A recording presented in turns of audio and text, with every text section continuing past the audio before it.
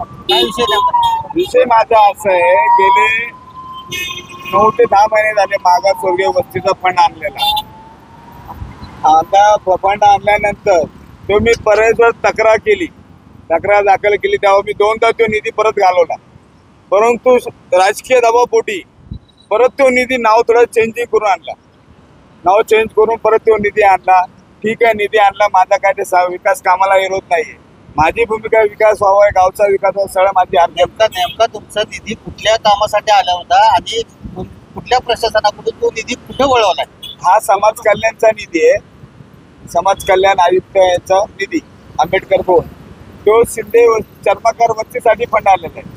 तो फंड तिथं न वापरता तो वनवासवाडी गावामध्ये ज्योती मंदिर साईडनं काम चालू केलेलं आहे.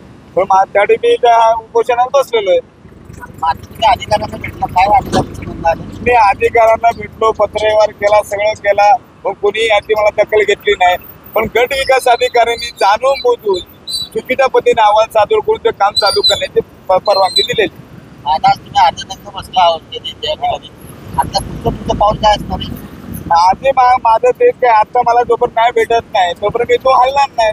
आणि संबंधित गट विकास अधिकारी आहे, समाज कल्याण आयुक्त आहे, संबंधित ग्रामपंचायतीने बोगस कागदपत्रे सादर केले आहेत किंवा गट विकासाने बोगस कागद सादर केले. विस्तार अधिकारी आम्ही चुकीच्या पद्धतीने कागद ग्रामपंचायत सादर केल्यानंतर आम्ही मागणी केली की बाबा तुम्ही पुन्हा चौकशी करावा. म्हणून गट विकासाने पुन्हा चौकशी नेमल्यानंतर विस्तार अधिकारी निकम यांची चौकशी केली. चौकशी त्यांनी केल्यानंतर अहवाल त्यांनी योग्य दिला, पण गट विकास अधिकाऱ्याने चुकीचा अहवाल दिलाय. राजकीय दबावपोटी सगळा खेळ चाललेला आहे. आमच्या मागासवर्गीय अन्याय होतोय. जोपर्यंत मला न्याय भेटत नाही, संबंधित अॅट्रॉसिटी गुन्हे दाखल होत नाही, तोपर्यंत मी तो हल्ला नाही.